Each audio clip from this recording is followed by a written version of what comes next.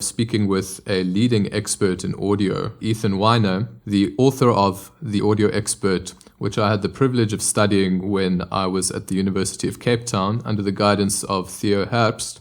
This was my introduction to Ethan Weiner, and since then I've had the honor of speaking with him on social media and over email, and here we finally are having an interview. And so it's just such an absolute pleasure to be speaking to you, Ethan. I'd like you to just briefly introduce yourself in a kind of light-hearted manner before we get into the serious stuff, which I'm sure everybody is waiting for. But if you can just tell us a little bit about your background, how you got into audio and music, and what inspired you to do so, that would be wonderful. Well, you want lighthearted. Okay, I have a bunch of cats. Yes, they're rather famous, actually. I can't find an article about you that doesn't have a photo of you and your cats on the internet. So. That's right.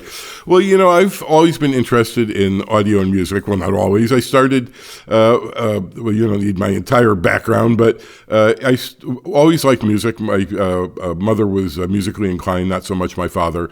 And when I was growing up, we had a decent record player and a lot of music, classical music, and I listened to pop music on the radio.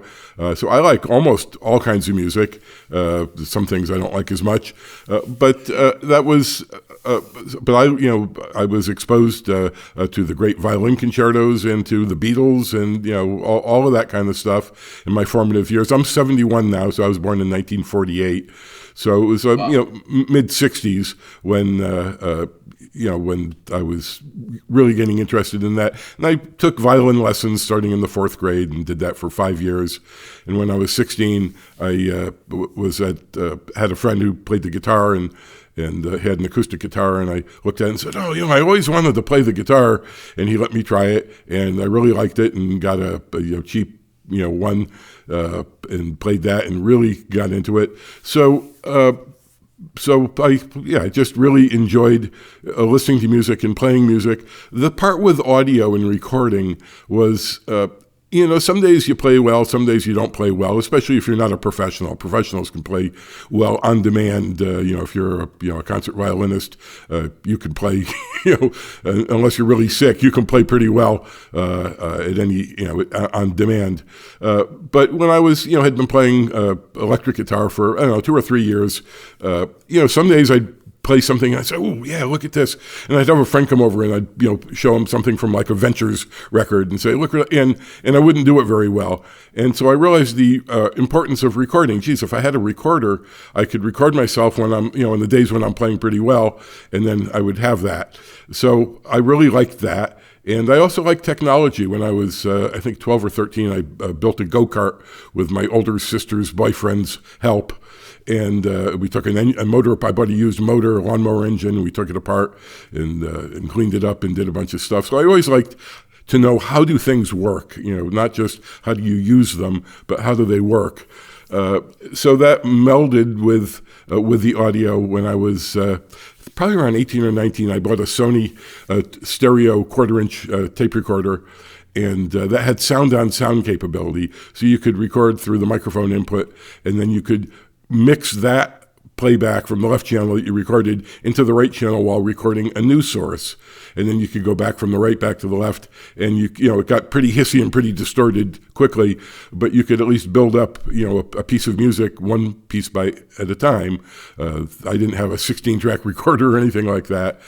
And about a year later, I bought a second stereo tape recorder, Sony, and a 4-track record playhead, and that was $100. And this was, mid '60s. $100 was a lot of money for a teenager back then. And I put that 4-track head into the first recorder and ran wires from the second recorder's electronics. So I actually made a 4-track recorder. I could record, record 2 tracks at a time, and so that was really what got me going. And also I was, because of my interest in electronics, I was building fuzz tones and put them into friends' guitars and my own guitar. I still have a compressor that I built, a little tiny compressor that's in my Fender Telecaster, and there's a little 9-volt battery in there that powers it. And so I've always been interested in that kind of stuff, and and that just grew and grew, and I ended up, building equalizers and synthesizers and learning. I have no formal education in this. I never went to school for any of this stuff, but there's a lot of magazines. Popular Electronics was the big one back then, and I enjoyed that and learned a lot from that. And I had a lot of friends who were very helpful and knew a lot more than me. And I worked in electronics places as a technician and would ask endless questions to the engineers. And there were several who were really, really nice to me. I actually mention all of these people in my audio expert book as an early influence. So that's the original background. Thank you for that. Correct me if I'm wrong, though, but you do have a formal education in music composition, do you not? Well, yes. When I was 28 years old, I was working as an electronics tech for a company that made precision crystal oscillators, of all things. And I wanted to know what it was like to go to college. So they were nice enough to let me work part-time for 2 years. And I went to a local university and took every course that you would need to get a degree in music, except I didn't take a foreign language or social studies or history or any of that stuff. I just took the music courses because I didn't need the credentials. I just wanted to have the experience of going to college. And I was older than most of the kids, and it was really, really good. I learned a lot from that, and yes, that's how I learned how to write arrangements for big band and compose music for full orchestra, as well as pop music that I have always done. Yes, well, when I reached out to you about this interview, I did speak to you about a full feature on the website. And what I was surprised to find is that there were no compositions by you, score written compositions or sheet music available of any of your works online. Yeah, I was just surprised to find that, given that you have this love for the cello as well as the electric guitar. So was the violin would you say that it was your first love as an instrument? Why, if you were so passionate about the guitar and learning the guitar, did you choose to learn the violin at first? Well, because I was in the fourth grade, and that's what they offered was orchestra instruments. You could do the trumpet, you could do all those things. I don't remember guitar being offered, and at that time, I was very much into classical music, but that was what they offered, and I don't even really remember why I picked the violin. But I enjoyed that. And also just a small side story. Part of playing in school, in elementary school, is you take violin lessons once a week. And my teacher was very, very good violin player. And so once a week we would play, and he would play the piano and I would play whatever piece was being worked on. And I loved that. That was the most fun. But practicing was not so much fun, playing by myself. It doesn't sound as full. It doesn't, it's just boring. So that was another reason I was really into the idea of recording.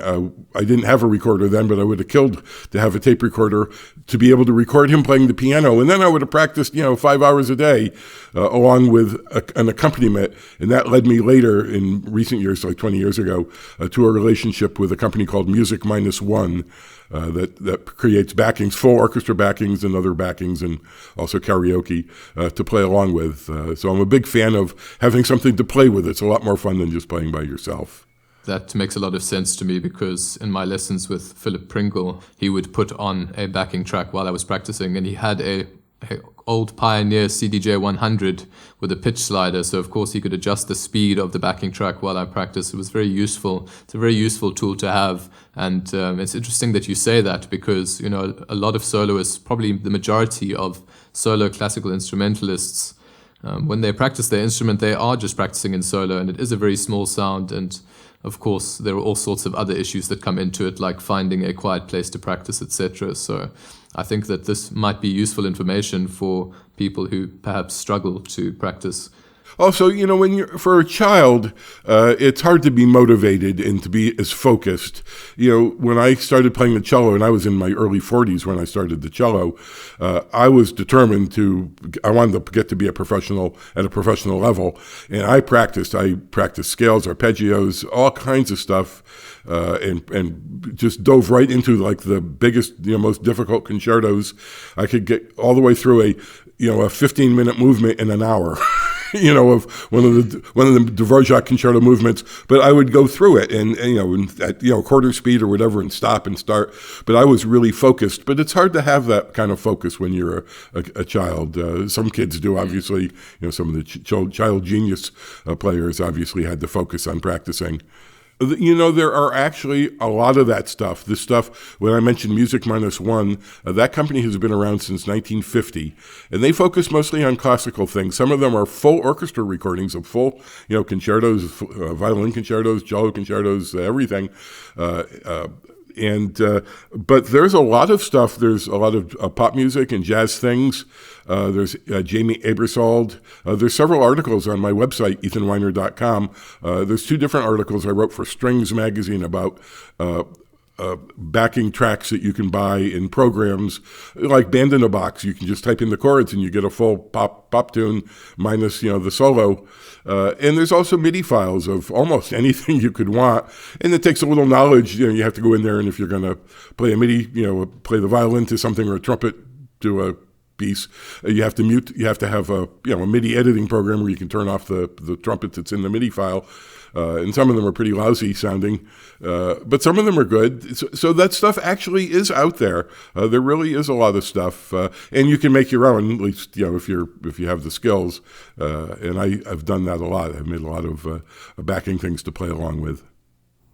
Yes, absolutely. Just before I forget, though, in terms of the guitar, it always strikes me that guitarists have such a wide variety, specifically electric guitar players and bass players. They have such a wide variety of plugins and distortion. How do you go about choosing your plugins or distortion for your own guitar? I know that you've built some kind of fuzz machines and distortion machines yourself over the years, but it seems so vast. As a pianist, playing an instrument that between makers of pianos, the sound changes slightly and the texture of the sound, but really we don't have nearly the same kind of freedom in how our instrument is going to sound. Isn't that an overwhelming feeling?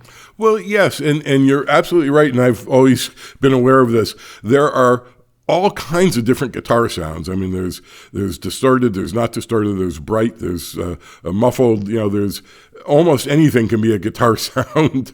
But when I do, I have a little Fender amp that I use. I also do a lot of direct recording, though not lately. I used to do a lot of stuff direct, and then would just run it through distortion plugins and stuff. But now I mostly record my Fender amp. When I did my television music video, which was after the cello video, this was 100 and some odd tracks of guitar playing.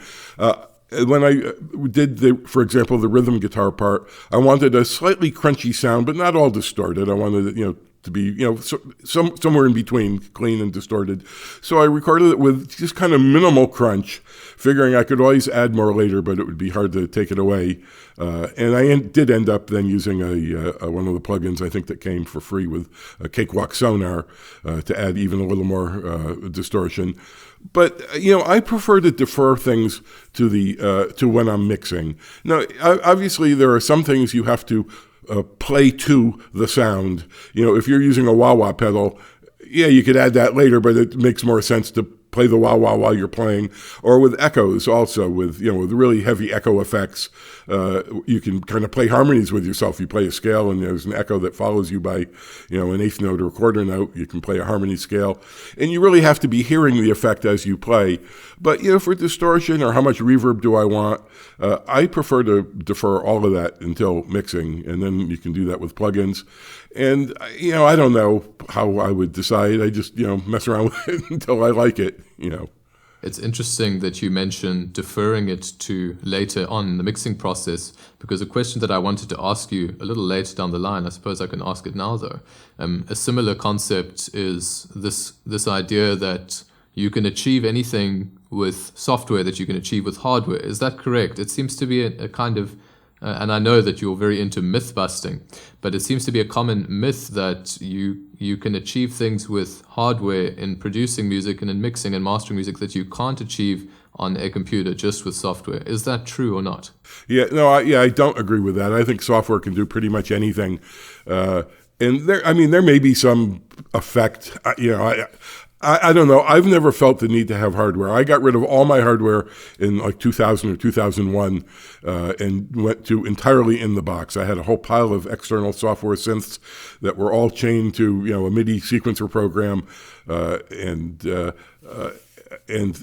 software plugins, and a hardware synthesizer like a sampler is a computer. It's just a dedicated CPU in a box on a motherboard inside the rack mount unit. And the same thing with hardware reverb units. All the really, really good ones, the Lexicon and the Bricasti, those are all just computers inside. So the only reason you might not be able to get exactly the same sound in a computer is in a dedicated hardware unit. The CPU can be devoted entirely to creating the reverb. It doesn't also have to be loading, the track files from the disk and running EQ plugins and other stuff. But these days, computers are so powerful. Even a $500 office computer can, run a DAW project with 100 tracks, each with like 3 plugins. And I'm working on a big project now. I'm resurrecting my cello concerto that I wrote 20 years ago and recorded real audio in my home studio with real session players. I had 8 violin players come and do the first violins and the seconds, had 6 viola players, and I'm resurrecting that now. And the current Dell computer I'm using is like 6 years old, and it's a 4-core i7. It was top of the line 6-7 years ago when I got it. But I have all these tracks, a full orchestra, and all these tracks and plugins all over the place in 4 different reverb plugins, 3 for ambience, left, right, and center, and then overall stereo reverb. And the CPU meter in Cakewalk Sonar is like 12%, 15%. Yeah, so I don't see that. And also, when it comes to distortion emulation, you can emulate any kind of a curve, whether it's how does a transformer saturate and how does it vary the frequency response at different levels. People obsess over transformers. A good transformer, like a Jensen, $100 Jensen, doesn't have a sound. Those things are really high fidelity. They're as clean and transparent as any high quality, electronic circuit. Cheap transformers and maybe really old transformers from like 40 years ago, maybe have some kind of distortion if you really drive them to plus 30 dBu or something.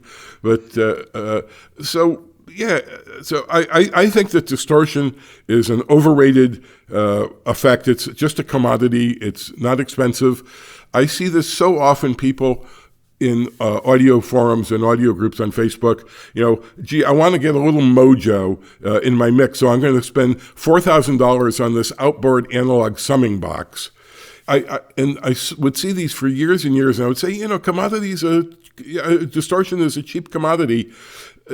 Subtle distortion, a couple percent, just a little bit of soft clipping or whatever is not difficult. You can do that with a couple of diodes and 2 resistors. And I finally made a box to do that about a year ago. And that article is on my website. It's a do-it-yourself project with, like 7 parts. I wrote that for Audio Express magazine. I made a bunch of audio examples so you can hear different levels of distortion with different instruments.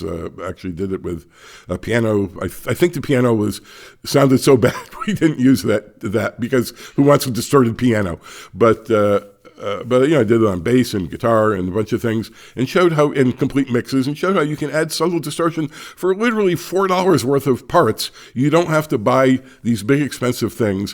When people think they hear a difference, I think it's just because they're not comparing properly. Comparing things is very, very difficult. There's a great story that I mentioned either in my book or in one of my articles. There was a fellow in a forum who was really big on guitar simulating plugins, guitar sim plugins, and he had a bunch of friends who were snobs and didn't think that would work. So he made a bunch of examples and invited his friends over and said, "Look, this one's through a Vox amp, this one's through a Fender Champ, this is through a whatever. Which ones do you like best?" And after all his friends picked which ones they liked the best and they liked them a lot, he said, "Well, these are all amp sims," and they all got really mad at him. This is what he posted in the forum. He said they all got really mad at him, and I'm thinking they should have thanked him for the lesson, for the education. Geez, I don't have to buy a $600 Marshall stack to get that sound and blow my neighbors out of the water. You can do that now with a plugin. I think it's prejudice, and people don't know how to compare properly, and all kinds of human foibles that perpetuate these myths that you have to have hardware. Yes, and the more invested, the more difficult it is to accept the truth, of course. That's right. Yeah, speaking about high fidelity, I wanted to ask you, in my experience, I've been able to get decent, if not great, mix downs on a pair of headphones in my bedroom or on a pair of Logitech computer speakers even, with no soundproofing whatsoever. So much so that people that I know have been astounded that I did it on these devices. These are people who've studied sound engineering and have almost been taught that if you don't have a treated room or if you don't have the right pair of monitors, then you can't make a decent track. In your opinion, how important is having a high fidelity space or system or cables versus point of reference? Well, the cables, any functioning cable is going to be transparent and won't affect the sound. So I don't focus on that. I do believe that a good room and room treatment is important. Yes, you can do a mix in an untreated room. You can do it on crappy speakers. You can do it with headphones. You can do it with crappy headphones. But it's a lot harder and it's not as much fun.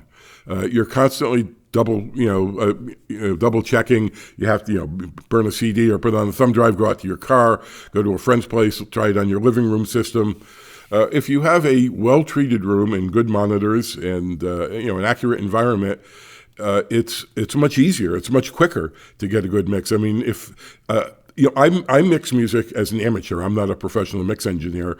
I do it as a hobby. I do other things professionally, like writing and lecturing, but for the music as a hobby. So I don't care how long it takes. And in fact, I like getting my hands on things and spending a lot of time and listening carefully. But I have a really good environment. But another big advantage of a good environment is the imaging is better, and you can hear small changes in reverb and EQ much better in a properly treated room. You can hear a half a dB of EQ. And especially the reverb and ambience, because when you're flooded with echoes coming, short echo, what they call early reflections coming from nearby walls in the ceiling, where your speakers bounce off, that kind of drowns out the reverb that's in the mix that you're adding. So it's harder to hear, and you have to increase the reverb 3 dB to hear a big change, where you could hear it, a 1 dB change if you had a treated room. So I believe in treated rooms, and of course, full disclosure, I'm associated with Real Traps, who sells room treatment, and this is also part of what I do professionally as a consultant, acoustic consultant. So I do believe in that. But yeah, you couldn't do it without. I see articles in Mix Magazine where some famous guy, and they have a picture of his home studio, and that's, it's a bedroom with no bass traps, and I roll my eyes, and but so it's possible. I see, and of course sympathetic vibration comes into it as well. You mentioned decibels just now. I have a couple of questions for you that some audio experts locally have not even been able to answer for me, and that it's very difficult to find sound information on that isn't just overly flowery. So if you could just clarify for our listeners, when you're changing the channel slider of any channel in a DAW, what unit of decibel are you altering? Are you altering dBu, dBV? Could you enlighten us on that? Oh, well, you're altering just dB. dB is a ratio. So if you raise something by 6 dB, it's got twice the voltage or twice the acoustic output and 4 times the power. The dBu versus dBm versus dBV, those are standards that relate a given voltage to 0 dB. 0 dB can be 0.7 volts, or it can be 1 milliwatt if you're talking dBm. So that's not something. That's really not what you're adjusting in software with a slider or in a plugin. That's an issue of calibration. For example, if you're in a big professional studio, the old school, where they have a 24-track analog recorder in the back of the room, and you're in front of a console, your VU meters that you're looking at on the console bridge have to match the VU meters back that you can't see behind you on the 24-track recorder. So you play a 1 kilohertz sine wave and you output, let's say, 0 dBu. out of your console, and your meter says 0 dBu, and then you go back to, you walk to, leaving the tone, this 1 kilohertz sine wave tone still playing, you walk to the back and you calibrate that meter to say also 0 dB. And actually, at that case, that's 0 dB VU, which is different still. But the dBu and the dBm, those just relate, some arbitrary 0 point, which could be, you can go plus, you can have +5, you can have -12, all centered around some 0 reference. That just identifies how much power or how much voltage is 0. Yeah, so you're really just, it's all just really relative. Those things don't matter inside, a software workstation. It just doesn't really matter. Of course, so whether you're adjusting a pre-fader gain of an audio file in a track lane versus the output or input volume of a plugin or just the channel slider, it doesn't make a difference. And this brings me to my next question, which is kind of a myth that I've never personally heard busted before. And it's a myth that's irritated me a lot as somebody who has spent years refining the mastering process with software to the point where I finally feel like I can get a world standard master. Having sent my tracks to even Abbey Road and just been disappointed with the result, I figured that I had to do it myself, especially with how dynamic the music that I'm writing is. I was always told by my fellow sound engineers and producers, never reduce the master fader in the DAW before you export a mix for mastering. And as far as I can tell, if none of your individual tracks are distorting and the master channel isn't distorting, there should be absolutely no difference in putting the master channel fader up or down before you export for mastering. Can you shed some light on this issue?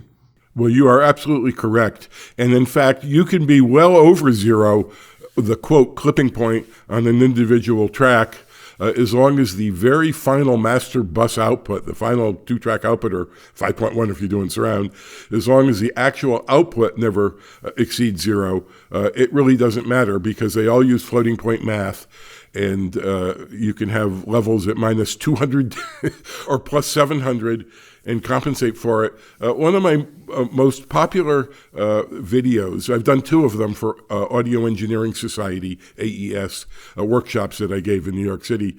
One of them is the Audio Myths workshop.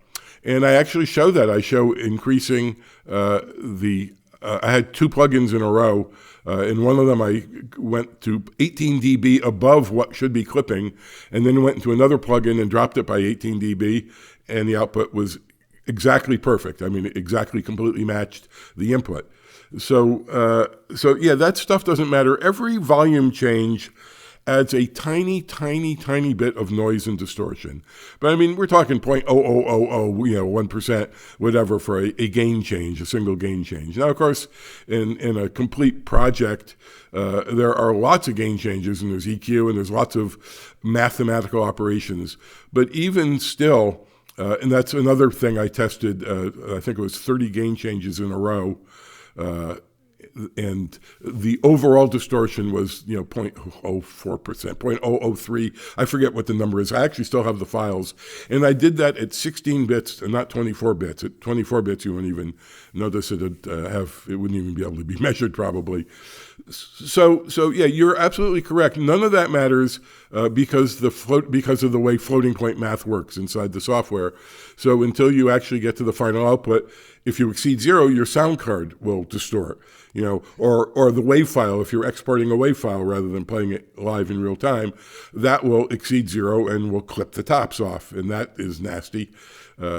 That's crazy. One of the other articles, and there's a lot of myth-busting articles on my website, on my articles page. One of them is the myth that there's a sweet spot when recording. You never want to get really much above, -18, -20 dB when recording. That's when the converters sound the best. And that's just not true. And I proved that with 2 parallel recordings, 20 dB apart. One was every track was close to clipping. I think it was 8 tracks. And the other one where they were all 20 dB softer. And then the 2 files almost nulled completely. And the reason they didn't null completely was just because of little tiny volume differences. But all the differences were 40 dB down. Yeah, so that's just nonsense. As long as your file isn't clipping, and I always laugh at these things when people post. It's like, Like a mastering engineer doesn't know how to use a volume control. It's true. Well, yeah, I think we should move on from that because I've had my fair share of mastering agents and I'm kind of fed up with it at this point. But in terms of null testing, could you explain to our audience what null testing is? Did you invent the null test in audio, or did it exist before? Because I know that it's something that you absolutely swear by. Right. Well, I wish I invented it, but I can't claim that. Nulling goes back to the 1940s. That's how the original Hewlett-Packard distortion analyzers worked. It was a little different from the nulling we use today, but it was a similar idea. If you wanted to measure the distortion of an equalizer or a preamp or power amp or whatever, you feed in a 1 kilohertz tone at whatever volume you want to test at, and then at the and that goes through the device, and if it's a power amp, you pat it down like 40 dB or whatever, and go into the distortion analyzer. And the distortion analyzer has a filter, what's called a notch filter, a really narrow filter that filters out 1 kilohertz. And it filters it out completely, and it does it by a type of filter that sort of uses nulling internally. It takes, the positive wave and the negative wave and with phase shift, and that's how it cancels the 1 kilohertz. So it's a type of nulling. So anything that's left after you filter out 1 kilohertz is the noise and distortion added by the device being tested. With more modern null testing, and I have several videos on my YouTube channel that show that's shown very, very clearly in my AES Audio Myths video that I mentioned. And also I recently did I built a dedicated device. It took me 2 years, a hardware device that does hardware nulling to compare cables, because this is really big in the audiophile world. As RCA cables, speaker cables too, but RCA cables, you can pay thousands and thousands of dollars for a single, 2 meter, RCA wire, which is just preposterous. So I built this hardware device that has its own noise and distortion. There's like 100 and something dB down, and it was really high quality, all surface mounted components. I mean, really the state of the art op amps with really, really low distortion, and built this hardware device that let me compare a bunch of $3 RCA wires with a $700 wire. And I asked in a lot of the audiophile forums, is anybody willing to lend me one of your $6,000 wires? And the only person that chimed in I have one that costs only $700. And it also has a directional arrow on it saying, the signal flow must be this way, which is, of course, also complete nonsense. So I built this hardware device, and what it does is it sends the same signal down both wires, and then goes into unity gain buffer preamps, you would say, and it flips the polarity of one of them and then mixes them together. So if the signals are identical, the result should be total silence. And it was silence down to the noise floor, which was way, way, way down on my high-quality null testing device. And this is a half-hour video, so it's a lot to get through, but it explains nulling completely. But that's the basic premise, is you send the same signal through two paths, and then you mix them together, but with the polarity of one reversed. And the levels, of course, have to be matched exactly, and there can't be any phase shift. Even the tiniest amount of phase shift will preclude getting a deep null. But my hardware device accounts for all that and has tiny, tiny trimmer, pots and capacitors and stuff to make it perfect nulling. And I proved that 3 different $3 RCA wires passed audio exactly the same as the $700 one. I also tested XLR wires, really expensive, $1,000 wires, with the $9 one I bought at Guitar Center, and got the same results. I didn't put that in the video because it was already half an hour long. Yes, and if you were to go about null testing microphones, how would you do that if phase shifting even the slightest amount would change the result, given that you would have to place the microphones in exactly the same position in the room? You can't null test microphones, and I learned the hard way, you can't even null test preamps or power amps or pretty much any electronic device.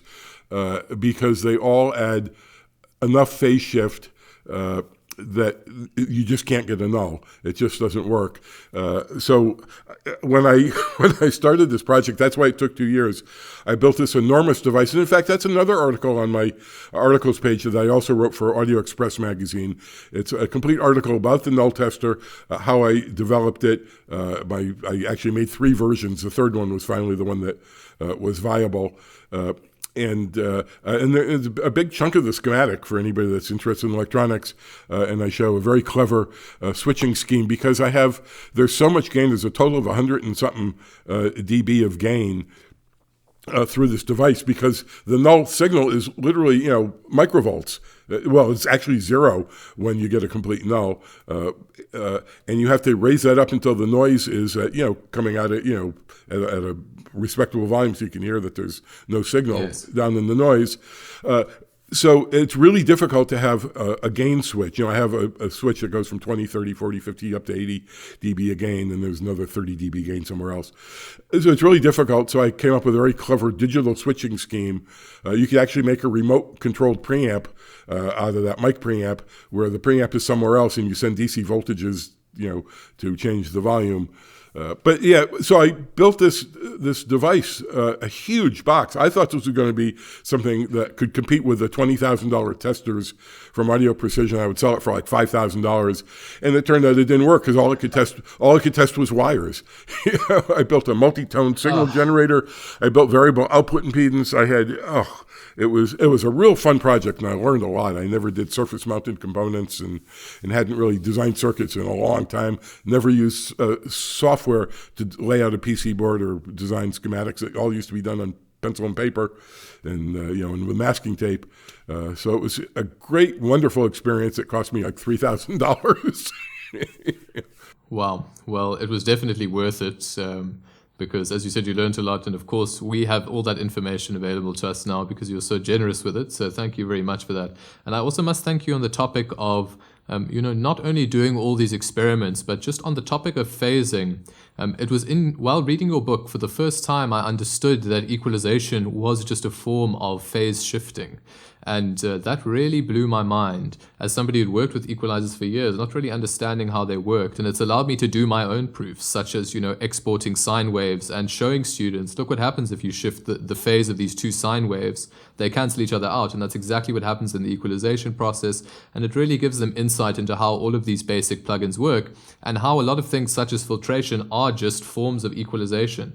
And so, I can't thank you enough for just making this knowledge readily available to the public. I'm sure many, many people are very grateful for it. But the key is, and you mentioned this, is you have to combine the two. You have to combine the original sine wave or music piece, whatever. You have to combine the original audio with the phase shifted version. That's when you get the equalization. Phase shift alone is not audible. But this is a big feature of my audio expert book. There are a lot of books that tell you how to use an equalizer and how tape recorders work, well, how they're used and how you align things and old school and how you use a preamp and what the gain knob does. But there's nothing like my book that actually tells you how they work inside, and it's all plain English. Yes, there are schematics. There's a whole basic course in electronics that is really, really easy to follow. But I actually show how what an opto compressor is and how it works. There's a light bulb and there's a photosensitive resistor. And there's nothing like that. There's nothing that shows actually how an equalizer works and what the time constants of a compressor look like. And when you set it for a 1 second release time, what does that really mean? What happens in 1 second? What happens before that? What happens after? And all that. I show that in my book. I'm thinking to myself now, of course, an equalizer doesn't generate any sound itself. It's not a synthesizer. So is it essentially just copying signal at a rapid pace and offsetting it against the original? Right, exactly, yeah. And then combining, it's almost like the null tester. It's taking an original signal and then passing it through a second path and then mixing the original with that output of that second path, and that's what creates the change in frequency response. Yes, and it does this with multiple bands at the same time, as many as you want, really, which is kind of mind-blowing if you think about it. It must be operating some crazy mathematics in the back end. Well, it's not. There's also on my website. There's a parametric equalizer I used to in the late '70s and early '80s. I wrote for Recording Engineer Producer magazine, which was the best magazine at the time. And I wrote, do-it-yourself stuff and articles how to modify a tape recorder to lower the distortion. And one of them was, here's a full-featured parametric equalizer, 4 bands, and you can see the bands are just one band into the next, and then it goes into the next and into the next. And so there's no magic. That's the key here that's the underlying thing here is there's no magic in any of this. It's all well known. All of this stuff has been known for 100 years. The only thing that's more recent than that is lossy compression, like MP3 files and those kinds of the compression they use in streaming. Though I think that stuff was known back then, 50 years ago, but I don't think they had the hardware or the ability to do it. But other than that, all of this stuff, electronics and phase shift and what do wires do, it's all known for 100 years or more. Of course, it's just such an abundance of knowledge, and it's not taught very well. People struggle to understand these concepts, even people that I've studied with. So it's nice to hear it in plain English, as you said. On the topic of loss in audio, I know that you've claimed in your book and in other places that all forms of audio loss or errors can be reduced to 4 types. Could you explain those a little bit for our listeners and what those are all about, what they entail? Yeah, I call these the 4 parameters.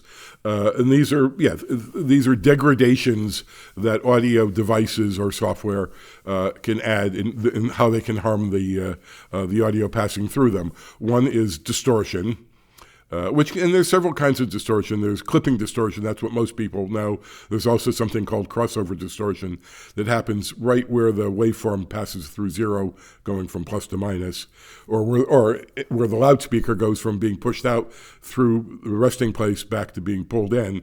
That's crossover distortion if it's not linear there.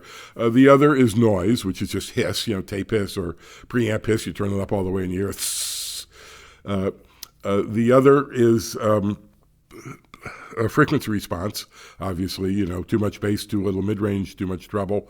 You want a flat response, at least if it's hi-fi, and then the last one is a little more complicated, is time-related issues, like echoes and reverb and ringing. When you boost a certain frequency, a narrow band of frequencies with an equalizer, there's some ringing involved. If you put a little click sound in, it'll get turned into a resonant tone that sustains at that frequency, like, even though you put in a tap sound, so that's something that can happen. In tape recorders, that would be a flutter, which is a warbling kind of a sound. In record players, if the hole in the middle of the record isn't quite centered, it goes, and that's called wow. That's called wow. I can't help but think about Stockhausen while you're talking about all this and using words like fluttering and wowing because, as you know, he classified these types of sounds. Right. Well, these are the official words. And then with digital audio, there's jitter. But jitter happens at such a fast rate that and the timing errors are so tiny, it's not audible. You don't hear a pitch variation at all. It manifests as noise, either hiss or it can be a coherent noise. If the jitter happens because of some hum in the power supply, it would actually come out as a little bit of buzzy kind of 60 hertz, or 50 hertz in England. It would come out as a kind of a buzzy sound. But jitter is 100 and some odd dB below the music. You would never ever hear it. It's a complete non-issue. Jitter is it's just not an issue. It's just in properly functioning equipment. Absolutely, but if it enters the audio in the recording process, surely it can become an issue if severe distortion is added or gain amplification.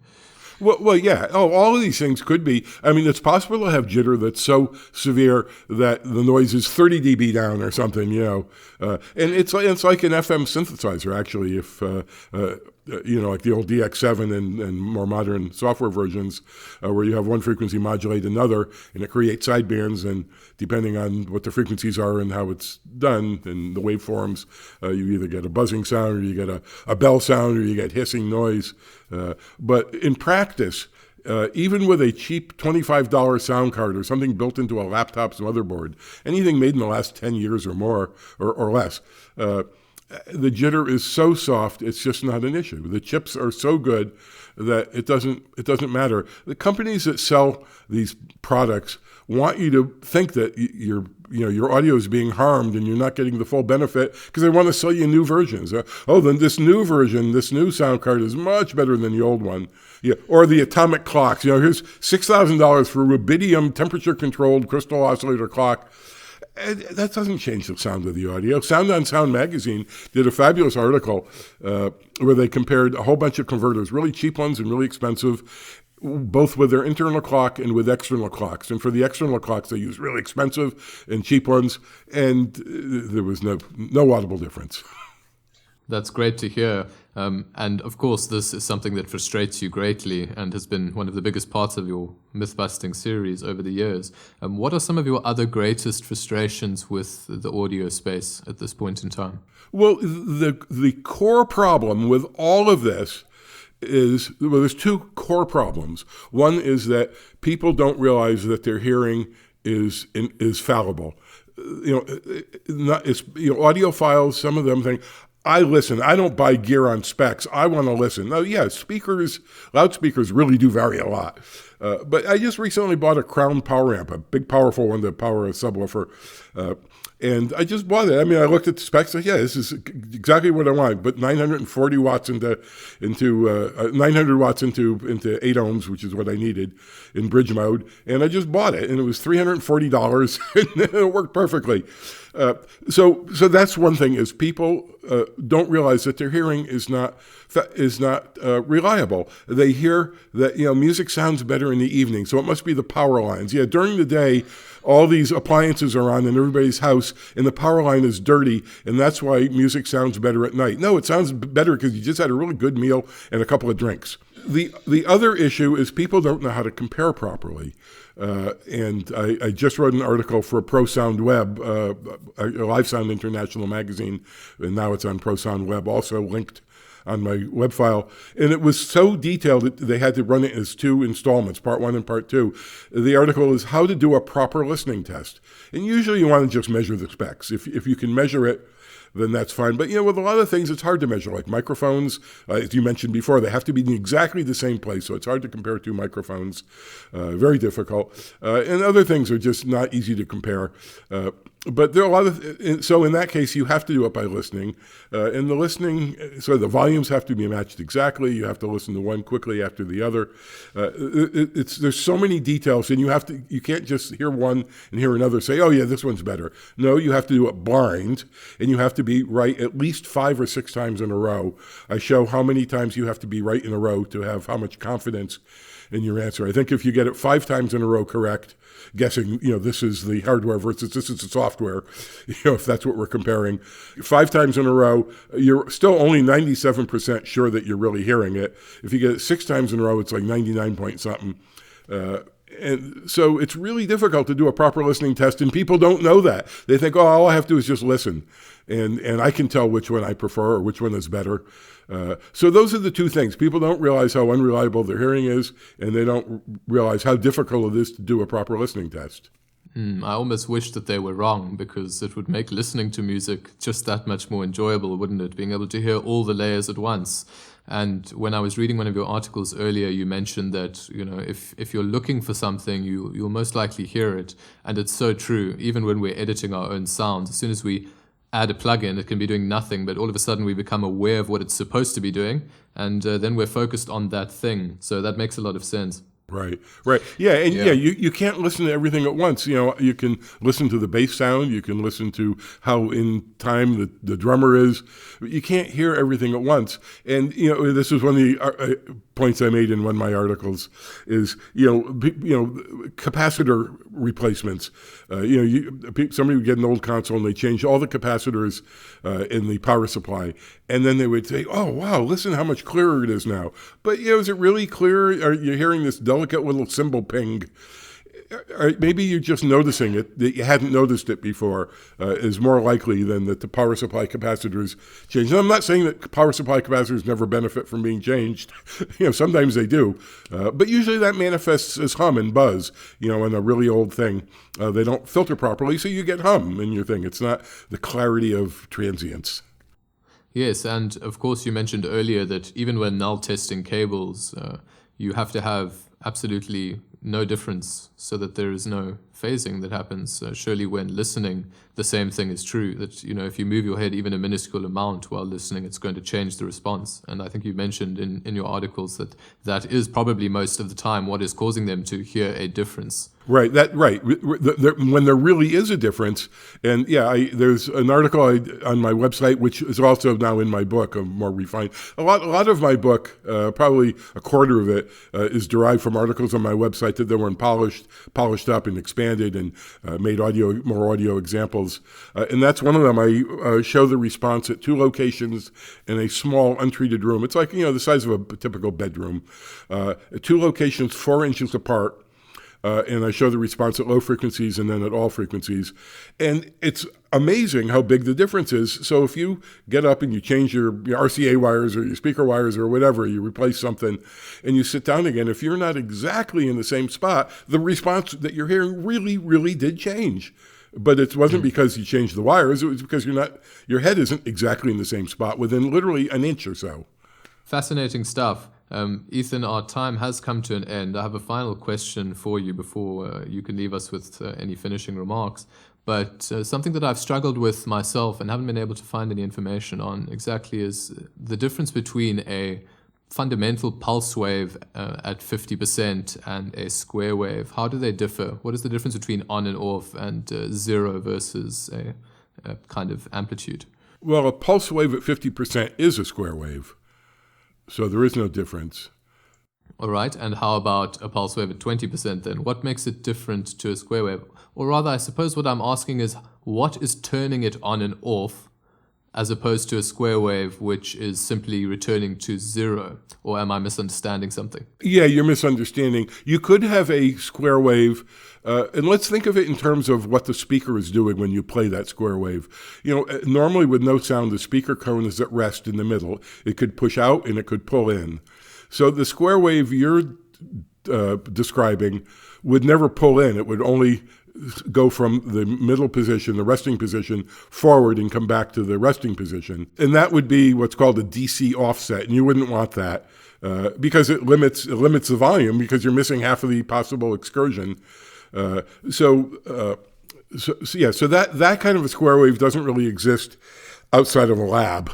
Or test equipment. You could create a square wave like that. In fact, I have a signal generator. It's a USB oscilloscope. Another article that's on my website that I wrote for Audio Express, a full review, and it has. That's how its square wave is output. It goes from 0 to 3 volts or something like that.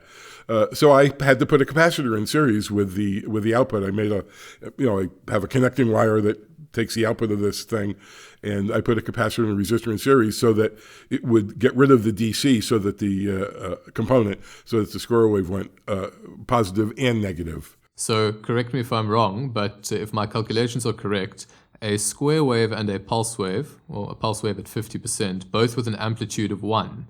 If you compared them to one another, the pulse wave would be 6 decibels softer than the square wave. Well, assuming that they both go equally positive or and negative, or even if they don't, forget that. Let's say they go from 0 to 1 volt. They would be identical if they both go from 0 to 1 volt, and the pulse is at 50%. Then that's a square wave. There's a different kind of a difference. There's something else that's different, though, between a pulse wave that's not 50% and a square wave, and that is a symmetrical wave like a square wave or a triangle has only odd harmonics. So if you have a 100 hertz square wave or a 100 hertz pulse at 50%, same thing, there's no 200 hertz component, but there is 300 hertz, 500, 700, 900, all the odd harmonics. With a pulse wave, when it's not symmetrical, that brings in the even harmonics. So if you set it to like 25%, now you get a bunch of second harmonic and fourth in addition. So now you have second, third, fourth, fifth. You have all the harmonics. That's the same thing, the difference between a triangle wave and a sawtooth wave. A sawtooth wave is kind of a half a triangle wave. It ramps up, but then it suddenly jumps down. So that has both odd and even harmonics. So that's the real difference between a pulse and a square wave. But essentially, if you did have a symmetrical pulse wave, all you would be doing is setting the new 0 point halfway between 0 and the actual amplitude of the pulse wave. Am I correct? Yes, right. And signal generator is, a good one. This cheap one that came with this USB oscilloscope just outputs 0 to, I think, 3 volts, or maybe it's 1 volt. I forget. But whatever it is, that's all it can do.